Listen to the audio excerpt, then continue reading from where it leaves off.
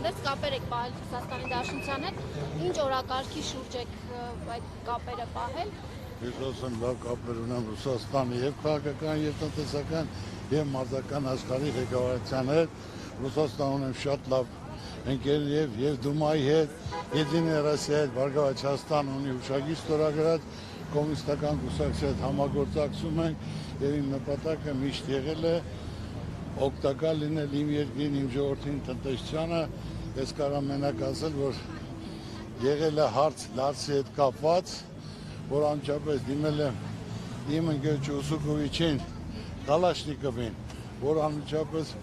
թուղթ են ներկայացրել Վալոդինին եւ տրամադրել են 3 միլիարդ, որը Լարսի հետ անցման կետը, քանի որ շատ նեղ էր,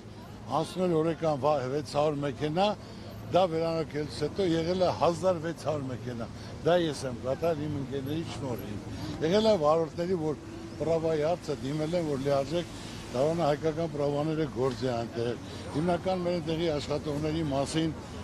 հարցերը կարգավորել են, քննարկել ենք, ասել ենք ցանկացած հարց, միայն ասելով չի պետք է ծանոթություն պետք է կապ։ Ես կապերը բոլոր հետ ունեմ եւ Եվրոպայի հետ, հիշեք, որ Եվրոպայից 70-80 պատգամավոր էի բերել այստեղ, Անգլիայի հետ։ Շեյխեր են եկել նաև։ Ով? Շեյխեր, արաբա։ Դե հայ շեյխերին ասենք թե Լոնդոնից լորդեր, լորդուհիներ ու արտանոթ ասում են լորդուհիներ, իրանք իրենց չեն եկել, մարդը պետք է աշխատի, մարդը պետք է կապ ունենա, կարող է զարգացնի, ծաղկացնի, որ աշխատանք լինի, աշխատություն, չէ՞ միայն վիրավորելով, հայոյելով, վախացնելով, ձերբակալելով, երկիր չի կառուցում, շեյխերին են բերել, շեյխերն են եկել, ուզեցել են ստե կառույցներ կառուցեն, ուզեցել են հայ ազգին ընդունելով, հարգելով, հիվանդանոց կառուցեն իրենց թագավորի անունով, որ անվճար լինի իմ ժողովրդի համար, ուզեցել են հյուրանոցներ կառուցեն, ցանկացած ասենք դե ամեն ինչ որ պետք է եղի, ասենք Չինաստանի Կոմունիստական կուսակցության հետ հուշագիր ունենք ստորագրած, իսկ այս վերջի տարիները հիմնական իմ նպատակ է, վերջի 2 տարին մեր գերիների հարցն է եղել, որ անպայման դա մեր պատվի խնդիրն է, եւ մեր այնտեղ աշխատողների հարցով ենք զբաղվում, քննարկում, որոնք լուծումներ տան։ Պարոն Ծառուկյան, վերջին շրջանում Ռուսաստանի Դաշնությունը սանկցիաներ է կիրառում արտադրողների, հայ արտադրողների նկատմամբ, օրինակ Ջերմուկ գրուպի նկատմամբ արգելք դրվեց, դուք դա ինչով եք պայմանավորում, ոչ միայն Ջերմուկ գրուպն է, իդեպ որի որդին, տիրոջ որդին հանդիսանում է Վայոց-Ձորի մարզպետը, դուք քաղաքական ենթատեքստ տեսնում եք սրա տակ եւ ինչ ռիսկերը կարող եք գնահատել, ինչ կարող է տեղի ունենալ։ Ես ասում եմ, Ռուսաստանը մեր դաշնակից երկիրն է, որը ամեն ինչ անելով մեր երկրի համար համագործակցելու, ասելու, զգուշացնելու, եթե մենք կազմակերպում ենք եւ այսօր Ռուսաստանը պատերազմա դա Ուկրաինայի դեմ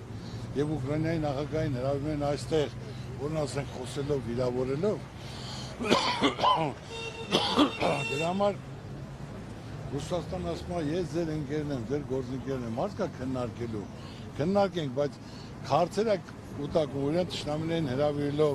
քննարկելով, քննադատելով, Ռուսաստանը բան չի ասում, հայ ժողովրդին հարգում եմ, սիրում եմ, հարց ունեք, եկեք նստեք կլոր սեղանի շուրջ խոսանք, եթե դուք նախընտրում եք ուրիշ գործընկերներ, ձեր ցավը տանեմ, կողմ որոշվեք, մենք ստեղ չենք նստելու, սպասենք, ուրեմն մենք քայլեր ենք կիրառելու, որ հիմա դու պատկերացրու, քայլեր եք կիրառում, եթե չի թողում, ասենք մենք այսօր գիտենք, որ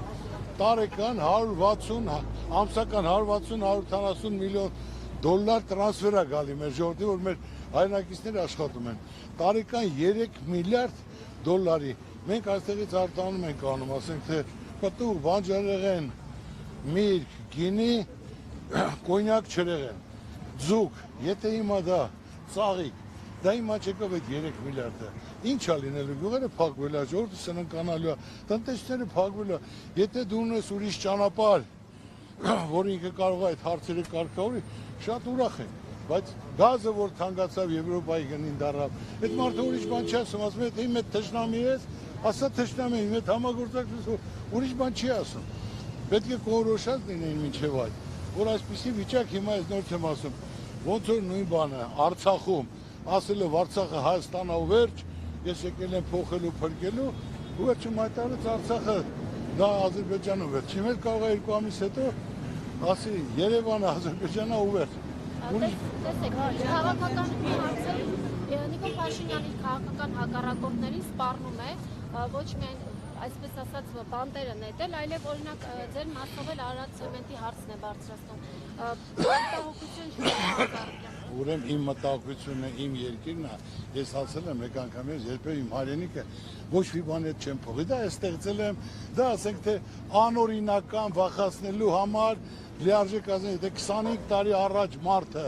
ոչ թե ասենք պետություն ցալ հանատից գնաց է 25 տարի աշխատացնում է լիարժեք ամի բարձր մակարդակով կազմակերպված ցանկացած աշխատավարձով ամսական 500 միլիոն հարկ ենք տալ, ինչ հիմն կոպետ, ինչը լանի ժամանակավոր բնույթ ակրելու, իսկ տեղը մարդկանց անհարմար վիճակի մեջ ադեմ, ինչ կա դա։ Պարոն Չարխյանի վերջին հասայտ է կարելի է մի րոպե։ Երիտասարդներից մեկն է մոտեցել ներողություն Այո։ շուտ կորավ մեր աղջիկը։ Այո։ Երիտասարդները վերջին ձեր Գյումրու այցից հետո, որ մասնակցեցիք